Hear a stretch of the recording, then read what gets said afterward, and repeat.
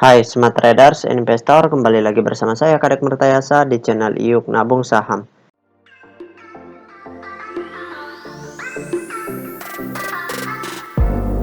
Nah, di episode kali ini kita akan membahas salah satu perusahaan yang direquest oleh Andre Pratama. Kode sahamnya PBRX, nama perusahaannya yaitu PT Pan Brothers Tbk. Oke, untuk mempersingkat waktu kita langsung saja buka datanya di aplikasi iPod. Jika Anda menyukai konten-konten kami mengundang Anda untuk mengklik tombol like dan subscribe agar Anda mendapatkan video terbaru kami setiap minggunya.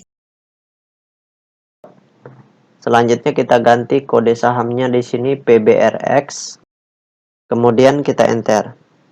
Nah, berdasarkan grafik dari perusahaan PT Pan Brothers Tbk ini, kalau kita lihat selama setahun terakhir, itu harga saham tertingginya di Rp206 per lembarnya, kemudian terendahnya di harga Rp101 per lembar, seperti itu.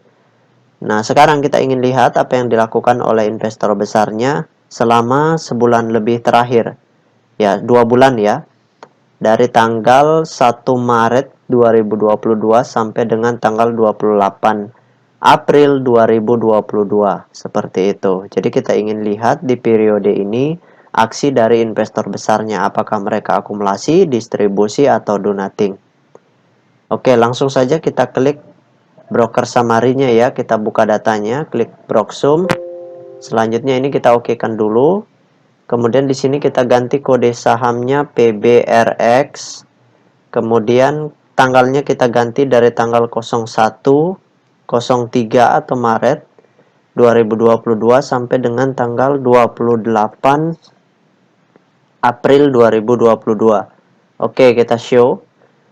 Nah, berdasarkan data transaksi atau data broker summary dari perusahaan PT Pan Brothers Tbk ini, kalau kita hitung total lot yang dibeli dengan total lot yang dijual secara keseluruhan dengan menggunakan tools tambahan yaitu Detektor, maka dapat ditarik kesimpulan bahwasannya selama 2 bulan terakhir ini, investor besarnya melakukan aksi small akumulasi.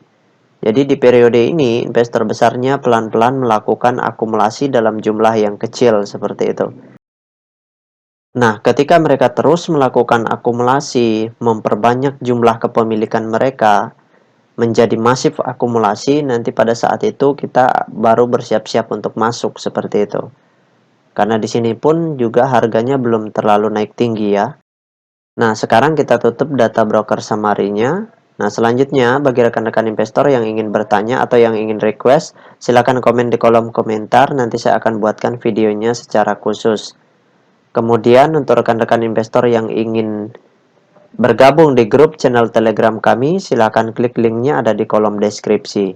Nah, di channel Telegram, rekan-rekan bisa bertanya seputaran saham-saham perusahaan yang rekan-rekan miliki, atau yang rekan-rekan sedang pantau, apakah yang dilakukan oleh investor besarnya, apakah mereka membeli dalam jumlah besar atau mereka menjual dalam jumlah besar, seperti itu.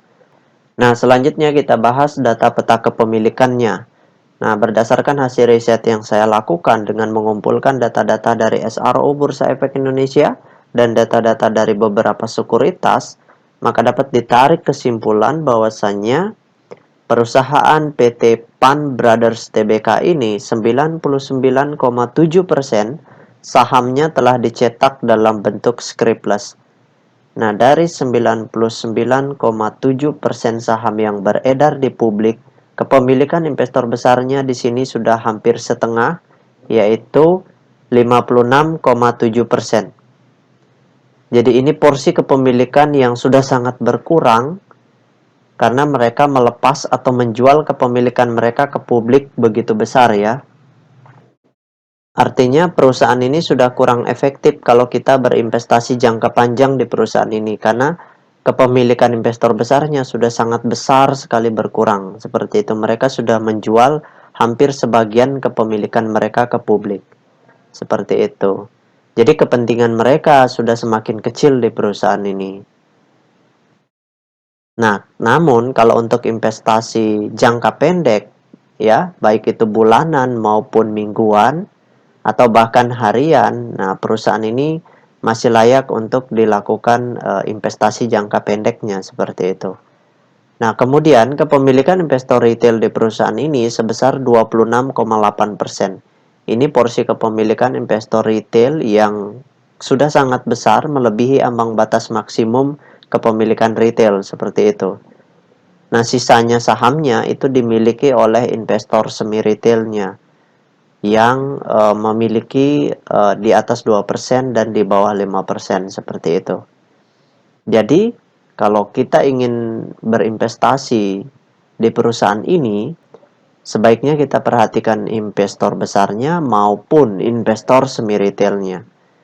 Kita juga bisa mengamati investor retailnya. Kalau investor retail itu banyak keluar dan yang membeli barang-barang yang dijual retail itu adalah investor besar atau investor semi retail, maka itu menandakan sesuatu hal yang bagus seperti itu. Karena harganya akan berpotensi naik seperti itu. Nah, demikian yang dapat saya sharingkan untuk Andre Pratama. Sekali lagi, bagi rekan-rekan investor, ada yang ingin ditanyakan atau ada yang ingin di-request, silakan komen di kolom komentar. Untuk yang ingin bergabung di grup channel Telegram kami, silakan klik linknya ada di kolom deskripsi.